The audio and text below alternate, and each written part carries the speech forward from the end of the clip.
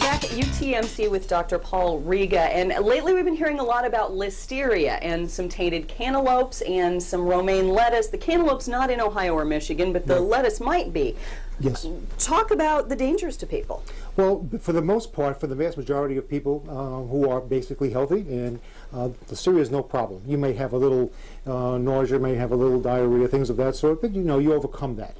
The concern basically with listeria is that if it affects people who are immunocompromised, people who are elderly, and also pregnant females, okay, because there's a higher incidence of abortions, miscarriages as a result of that.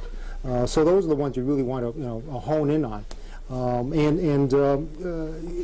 This problem with listeria is not a new problem. It's been around for a lot of years, and there's been a lot of outbreaks. It's unusual that it's got to do with fruit or cantaloupes and things of that sort. Usually it's lunch meats. Usually correct? It's lunch meats, hot dogs, pastrami sandwich, things like that sort, and unpasteurized cheeses and unpasteurized milk.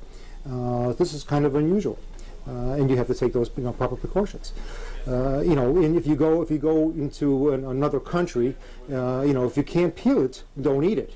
And I'm afraid that for a lot of people who are immunocompromised or are elderly or have a lot of comorbid conditions, it's probably prudent to be the same way.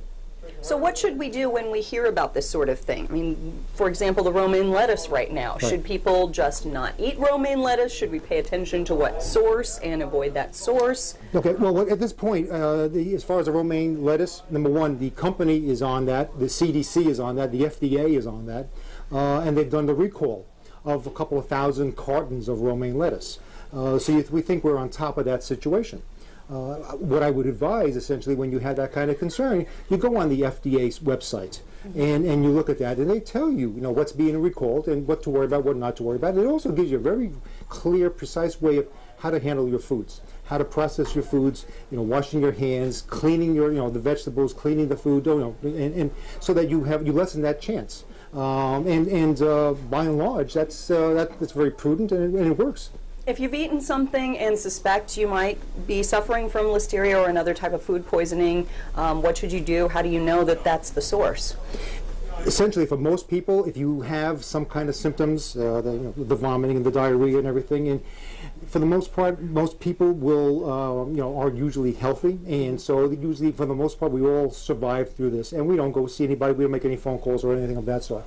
I think we have to hone in on the people who are immunocompromised, the people who are pregnant, especially those people, and the elderly. Okay, if they're in those kind of age brackets, yes, contact your physician, contact your health care provider, and tell them this is what my symptoms are and what do we do about it. All right, thanks for the information on listeria, Dr. Paul.